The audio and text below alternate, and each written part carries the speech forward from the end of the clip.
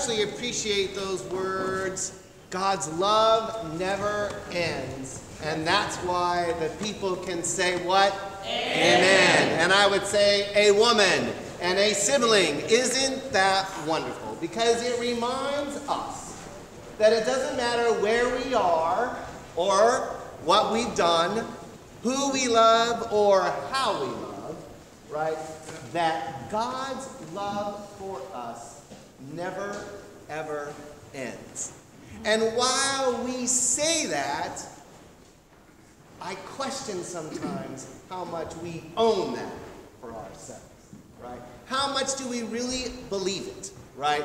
Especially when we're discouraged, or we're trying to make amends, or we try to make some kind of change in our behavior. And that's why this parable is so important, right?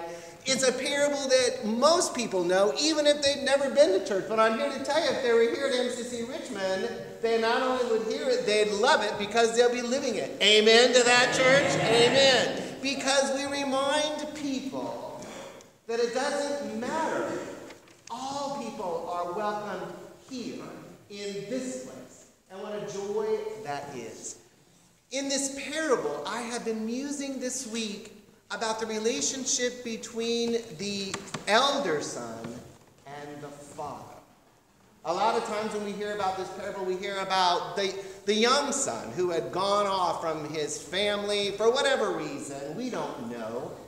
And I thought, maybe he needed to go. from the family so that he could learn about life and about himself. But it's that relationship between the elder son and the father. How many of you could identify with that older son, right? That son that says, now wait a minute here. You never butchered anything for me, except maybe the things I was supposed to do, right? And not only did I do them, I did them faithfully, without question, right?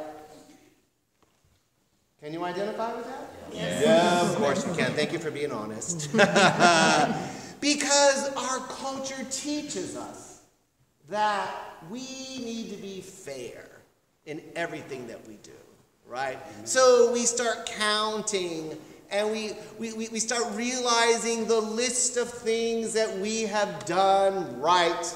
And also, if we're honest, we will also remember the things that others have not done right. Can you identify with that, church? Yeah. Thank you for being honest. That's right. Or even this older son has a need to be seen by his father. A need to be affirmed by the gracious parent for doing good. That seems reasonable, don't you think? But here's the deal. The parent was saying, wait a minute. This party is because your sibling was dead. He chose to leave for whatever reason. And now the sibling took the guts to not only come back, but to be shocked at what he discovered when he came back. Because the gracious parent went out to greet him. Did you notice in the text, never did the gracious parent say, well, now that you spent all my money on hookers, right? Or what other behavior have you had? And by the way, what exactly have you been up to? Can you ever identify with that, church? Yeah. Sometimes we have been the ones that are out there roughing amok, and sometimes we're the ones that feel so terrible on the inside for what we have done, or by what we have been forced to do, or what labels society has put on us, or what labels we have been willing to own ourselves. But the gracious parent didn't mention any of that. The gracious parent was just overwhelmed with joy to be connecting with the son. And it's that position that the gracious parent wanted the elder son to be able to rejoice in. We don't know what happened after they had this dialogue. But perhaps, and hopefully, the elder son could stop counting all the things that he felt he had done right and all the things that the younger son had done wrong, and could just dare enough to be loving, to have the opportunity to let love embrace himself and love to be known. When you get right down to it, I don't know that this story ever happened. But here's the deal. I know it was told, and it was told for a reason. And I think it's because the gracious parent in the story is God. God saying to us at every intersection of our lives, you are wonderful. God saying, I celebrate you just as you are. And even when we hear those words, sometimes they can be as foreign to us as if we're speaking in a language we do not understand. And I think when you get right down to it, most of us do not understand the language of unconditional love. That most of us don't really know what that means to be loved simply because. Right? Simply because. And yet, I I believe that's what we're all looking for. To know that we are okay on the inside. To know that whatever brokenness we've experienced can actually lead us to transformation. That brokenness could be healed. And God says to us at every juncture of our lives, I love you. I love you more than what you could ever imagine, simply because. You know, it's not hard to be able to realize that we get beaten up sometimes in life, in just living. We live in a culture where we have to second guess everything that we're hearing about in the media, where we cannot even begin to imagine that integrity really existed in some places. But this is what I know, is that God even walks with us to those places and desires so much for us not to be consumed by our environment, but to be open to God's loving embrace for us, just the way we are.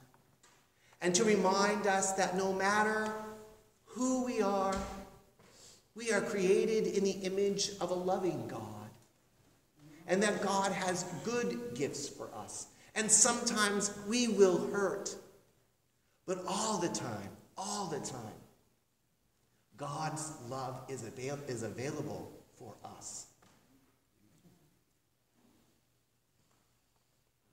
All the time. And so this morning, I wonder where you are in your relationship with God. Are you at a place where you don't even know that God exists? And I'd say there's many days that I go through that, right? Because I have questions, I have doubts, I have fears. But this is what has happened for me as I have learned to struggle with those doubts, those fears, and those questions. And open myself up to some new experience with God. Then clarity is given, sometimes slowly, sometimes instant. It was like meeting you. It was an instant match. Instant match. Yes, it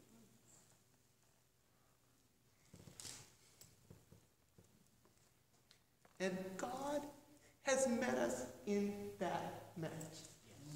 And how amazing is that? But it's been a journey, hasn't it? It's been a journey sometimes of struggle. It's been a journey of unbelief.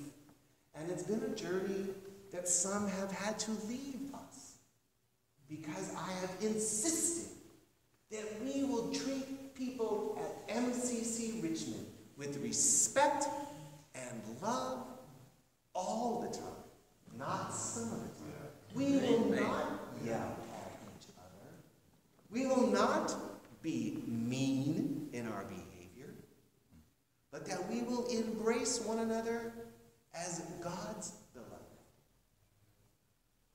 And for many, there has been a release of years of struggle. Because before we could proclaim that others are the beloved of God, we have had to struggle with that ourselves.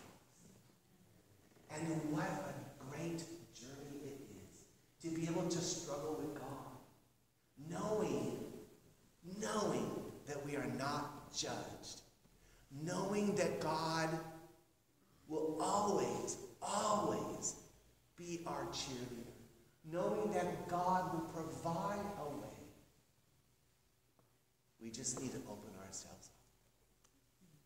And so this morning we have opportunity to do that, just that. Maybe some of you want to come and write your letters to God and drop it in this God box. And as you write whatever you need to write, praise or gratitude, question, doubt, maybe you're angry with God, I encourage you to drop it in and give it to God.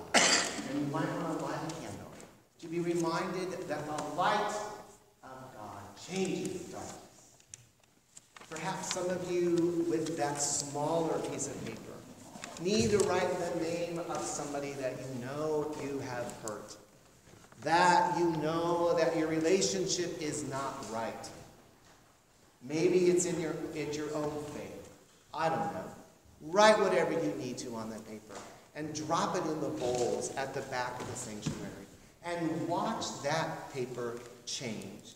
And as you watch it change, believe that God will change your reality and relationship with that person or whatever it is because you have given it to God. Or perhaps you have never found a community like this before, where you can be real, you can be yourself no matter what.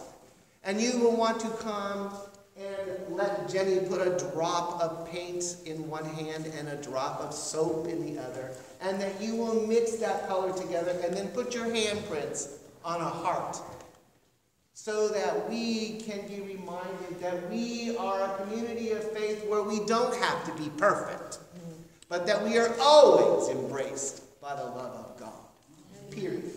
Maybe you're somebody that needs a little individual prayer today. Reverend Cheryl and Mark will be in the back. Mark Burt will be in the back to lay hands on people, to pray for them, to ask God's richest blessings, and perhaps even to allow God to open your heart to a new experience with God. Maybe you just need a blessing, and you'll come for a blessing, and I will give you a bead, a heart bead, that you could put wherever you want it. But I would encourage you to put it on a chain, put it on a piece of string, and keep it with you to remind yourself that you are loved by God more than you have ever imagined. And as we move around the sanctuary, Macon will be playing softly John Lennon's Imagine. As we have been journeying through this life, can you imagine a world where all people are accepted? Can you imagine a place where it doesn't matter that you count tasks or count things, but a world where all people are loved? And how will we make that possible?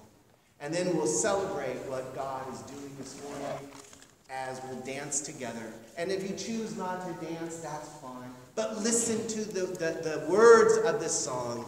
You shall be free. You shall be free. Know that in God's love, you will always be free. So whatever you need from God, let's get up and begin to visit the stations and open yourself up to some new experience with God.